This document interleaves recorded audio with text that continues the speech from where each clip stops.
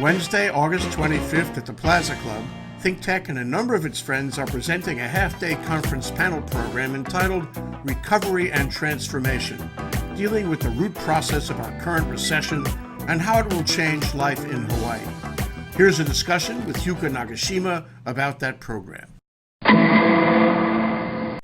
Yuka, so nice to see you. We have an important purpose today. We want to talk about the program we're working on together, Recovery and Transformation, on August 25th. So what are we doing? Can you tell the people? Sure. I think the reason that we are holding this is because there's been so many, economies up, economies down. If you look at this metric, we're doing well. If you're looking some other metric, we're not doing so well. And I think people deserve to really understand a bigger picture rather than just having these snippets of metric that's being interpreted by, a headline or a tweet or a soundbite. So when you say bigger picture, you're talking about more data, more charts, graphs, statistics, or are you talking about something else, interpretation perhaps? Right. So data is always important, but really, we all feel what the economy is doing right now in our guts. Maybe we're not economists, maybe we're not statisticians, but we all feel that there's got to be something that needs to be done. So let's not feel sorry for ourselves. This is what it is. Those are the cards that we're dealt. So let's have our great minds of our community discuss in a bigger picture what they see for us in the future in Hawaii and what steps we must take now so that we will have a brighter future for Hawaii. I have the feeling that people, they have anecdotal data, but they don't put it together and they don't integrate it into their worldview. So we get little snippets of information, but we really don't know what's going on. And the second part of that is people are kind of intimidated by it. They don't want to know. They want it to be okay. They just feel if they ignore it, it'll be fine. And that's got to play a role in this kind of analysis, don't you think? Absolutely. I think people have known Hawaii to be a place of aloha and don't rock the boat, just stay the course. But we all know that in history, we had to have made big, huge differences in the way we live for us to have survived.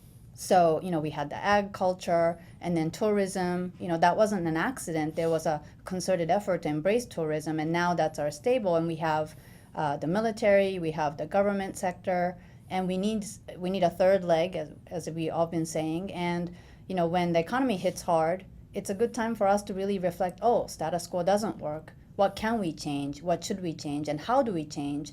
And who are the people who can lead us to these changes? I'm developing the thought that, Hawaii is sort of like Australia, as an island far away from the powers that be on the national and global level. And so we have to develop self-reliance just the same way Australia did. We have to be independent, we have to be introspective, we have to be self-reliant. And we haven't been, I'm afraid. So I guess part of the inquiry is along those lines too. If we don't figure it out ourselves, nobody's going to figure it out for us. That's right. I mean, while we may be a strategic position for the military, all of us are not employed by the military, and we don't know how that funding goes. And we need to be able to, if not for national security's sake, for just our own sake, our kids' sake, that, we can't be reliant on more than 90% of our fuel needs to be coming from the outside of Hawaii, and more than 80% of our food sources coming from the outside of Hawaii as well. So I'm not saying we all need to just start planting gardens in our backyards or but there are definitely things that we can do to make sure that we have a brighter future. No matter what happens out there. That's right. Because we can't be sure that bad things won't happen out there. Absolutely. And it shouldn't be driven by fear also. I think we should just embrace this opportunity to just create ourselves. We have this opportunity to create ourselves a bigger and better sort of picture. Why not do it? And I appreciate this program because it's not a format of being talked at, but rather we have so many great minds and they are talking amongst each other and we get to be part of that conversation. So I think that's a precious format that you don't often see in other events. Well, you're a tech person. As a matter of fact, you are the lead tech person in the state of Hawaii. Yes, you are. And I'd like to know how you come at it as a tech person. We're looking under the hood. Where does tech fit under the hood? Sure. So I would say there are two different issues there. So one is that in tech, this is something that entrepreneurs embrace.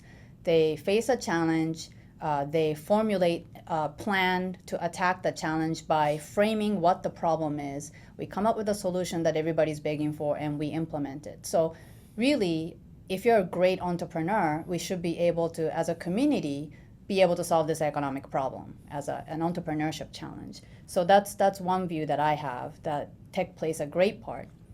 And segueing into the second part is that technology is the way to innovation, and innovation is the way to making paradigm shifting changes. And that's what we need. We don't need, I mean, we could all use some incremental changes, but we gotta change our attitude. We've got to, make leaps, and we can't make those leaps unless we involve technology. And I don't mean just the technology sector. I think that's where we've been behind. We should be embracing it in agriculture. We should be embracing it in tourism. We should be embracing it in our military operations. And we do. And so that's really where the technology sector really has to be an enabler for all of our sectors to flourish. So I think that's where the industry has to understand and embrace the technology sector. And the technology entrepreneurs has to understand that it's not just about them. It's about their deployment of their intellectual property to the rest of the community. Yeah, creativity is part of that, and proactivity is part of that. But in order to have creativity, you have to have a muse, someone who will listen and appreciate Sure. your creativity. In order to be proactive, you have to have an enabling environment, and I see the kind of discussion you're describing as those things exactly. A muse, somebody who will listen to you, and enabling environment, somebody who will enable you and encourage you to be proactive about things. That's right. So we're not necessarily looking for handouts or anything. We just want to be able to do our job, and all of us, we do what we think is best. But when you don't have a vision, a common vision, a leader who can articulate that common vision, it is difficult to take part in a bigger picture. And so, while all of our entrepreneurs in technology sectors, they work on their own problems, their own challenges, and try to contribute back to the community, it would be great if we can integrate our visions together for a common Hawaii's future, right? So I think that's where we need the leadership, and that's what I'm excited about in this event, that we can have that conversation, take a step back, don't worry about these little data points, but really, what does it mean for us? And what do we want? What can we all do? Not what handout we need to get, but what can we do to make those changes and get together? Hear you talk about it, my heart is beating faster. Stirring my creativity and my proactivity. Anyway, Yuka, so tell us, what is this going to be like exactly? What's the schedule of it? Who's going to participate? Sure. And I know you can't give us all the names, but give us some. Right. So we have a star-studded panelists, and again, I wanted to reiterate that it's not just a speech after speech, because in one panel, for the first panel, for example, we have more than six. So we have 6 panelists and representing different sectors of thought. So not only are they going to necessarily talk about their challenges in their own sector, but what their view of the global or community challenges are from their own background.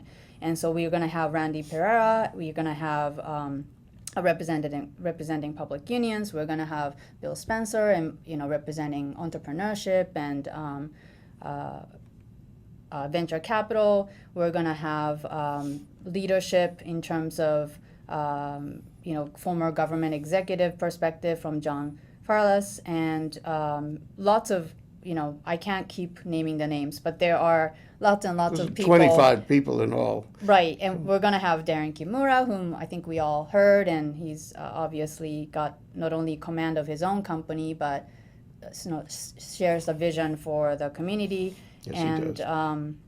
So those are great, and we have education represented. Peter Ho from Bank of Hawaii, Mayor of the Big Island. So we have all these great people, not only presenting their views, but also I'm looking forward to the discussion amongst themselves on little differences that they might have, not only in their goals, but how they might be implementing in their own ways in their own industries. And we're going to have a book report, right?